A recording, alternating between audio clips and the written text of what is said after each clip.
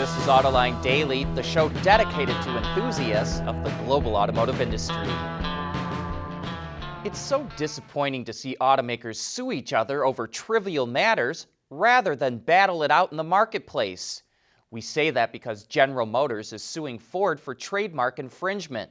It says that Ford's use of the name Blue Cruise for its hands-free driving system infringes on GM's trademark of Super Cruise.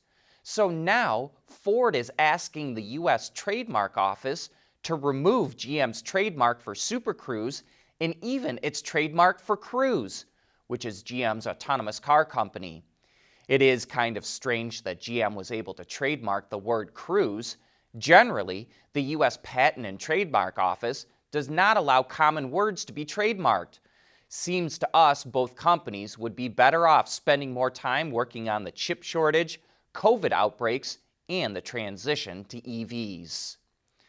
Tesla has been criticized for problems with its Autopilot system, and now the feds are getting involved. The National Highway Traffic Safety Administration is opening a formal investigation. The agency says it's identified 11 crashes since 2018 with Teslas on Autopilot or traffic-aware cruise control that have hit parked emergency vehicles. The system didn't detect flashing lights, flares, an illuminated arrow board, or cones warning of hazards. The investigation covers all models built between 2014 and this year. Meanwhile, Tesla keeps racing ahead building its own EV charging system in China. It now has 7,000 superchargers in China at 900 stations across the country. It just started rolling out its V3 superchargers, which have 250 kilowatts and can add 250 kilometers or 155 miles of range in just 15 minutes. Tesla opened its first supercharger in Shanghai 7 years ago and is now manufacturing the chargers in China. The age of silicones began at Wacker more than 70 years ago. Whether you're looking for thermal management of battery systems or the protection of electronics, let your innovations be powered by Wacker silicones. Visit us at wacker.com. E-mobility, powered by Wacker silicones. Mobility is becoming electric, connected, and autonomous, just like the manufacturing world. But will always be one thing: a reliable partner for our customers.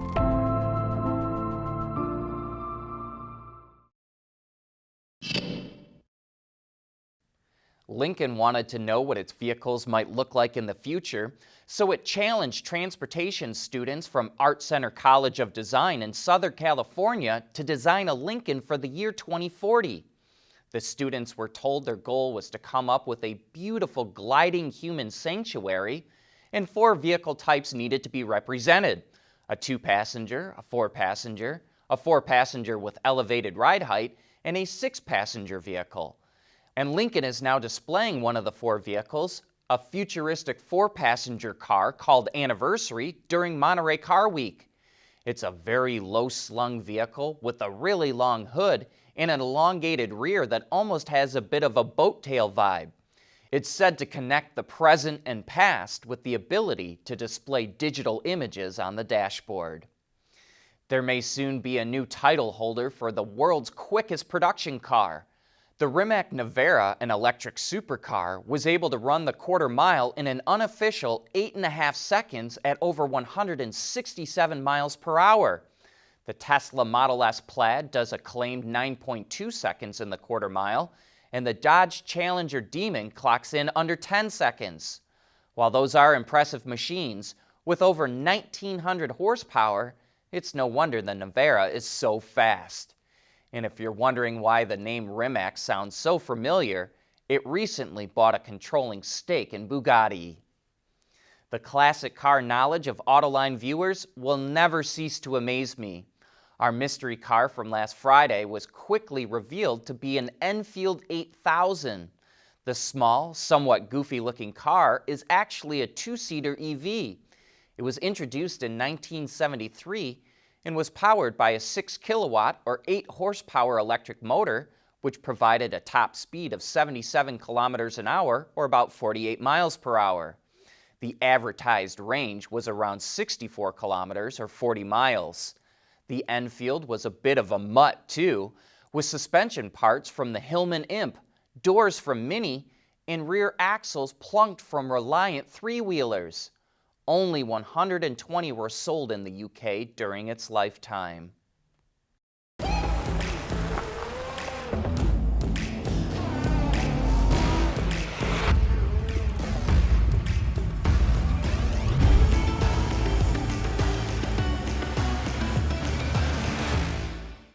The world is changing at an ever-increasing pace. No matter what the mode of transportation, there is always the need for an efficient propulsion system. And that's exactly what BorgWarner has been doing since the earliest days of the automotive industry. We want to know what drives your testing. OTA, connected car, diagnostics, remote testing. Intrepid Control Systems is here to help you work from anywhere. Intrepid Control Systems, driven by your data. When the Swedish supplier Autoliv spun out its ADAS business unit as a separate company, it hoped to unlock more stockholder value. And wow, did it ever! That business unit, now called Veoneer, is caught up in a bidding war between Magna and Qualcomm. Magna offered $3.8 billion for Veoneer and thought it had the deal locked up, when Qualcomm came out of nowhere offering $4.6 billion. ADAS, or Advanced Driver Assist Systems, is turning out to be a major growth sector in the auto industry. And now the question is, will Magna come back with another offer? And Autoline has heard through the grapevine that there could be another major supplier that is about to come in with a third offer. Stay tuned, this story is far from over. The Wuling Guang Mini EV continues to stun the experts. In the first half of the year, over 157,000 Chinese customers snapped up the car. It's outselling the Tesla Model 3 and Model Y combined, and at this rate, it could rack up 300,000 sales by the end of the year, which no one expected. Even more interesting is that the dinky electric car is getting most of its sales in smaller cities in China, not in the big cities like Shanghai. With a base price of a little over $4,000, just about anyone can afford to buy the Mini EV. Can traditional automotive manufacturing make the transition to electric and autonomous cars? Can the Motor City transform itself into the Mobility City? That's what we'll be talking about on Autoline After Hours this Thursday. Our guest is Trevor Paul, the Chief Mobility Officer for the state of Michigan. And there's a lot riding on this. Success means a prosperous future. Failure could lead to economic ruin. So join John and Gary this Thursday afternoon for Autoline After Hours. And we have some bad news to report. Mose Nowland, the former senior motorsport engineer at Ford, passed away. He spent 57 years at the company and worked on cars for Le Mans, Indy, NASCAR, and drag racing. We were fortunate enough to have him on Autoline After Hours, not once, but twice several years back. And here's him talking about some of the engines that he worked on. Mark Bachman says, what would you say is the most significant engine that you worked on, and what challenges were there that made it successful? I would say the 427 side-oiler Le Mans engine, and the reason for that, Mark, is we had some pretty good material in these various parts, and the surface finishes on them was important and was there for longevity. Now, the engine horsepower, if you probably know this, it was a NASCAR engine detuned to go 24 hours. And I believe in 24 hours we made 3,251 some miles travel. Right down to the last digit, Yeah. 3,251. Good for you. So anyway, that was the most interesting engine for me, because we were so dependent on bringing this thing home as a winner for Mr. Ford, you know. Yeah, Carl Esposito has a very similar question. I don't know, maybe it's a little bit different. What would you consider the pinnacle of engine design? Same one, or? No, I would have to vote for the Indy camera engine because of the deviation between push rods to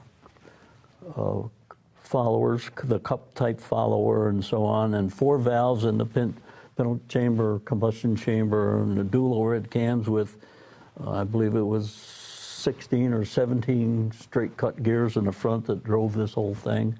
That was the one you really had to pay attention with. It. You had the proper clearance on all these. They were noisier and all get out. I mean, when that thing come around turn 4, it was screaming, but it was all these gears rattling, you know. It certainly wasn't the air slipping off the car, but so I thought that was maybe the most complicated engine that I was connected with in our racing programs. There's a lot of great racing history in those shows if you'd like to go back and check them out. That's it for today. Thanks for watching.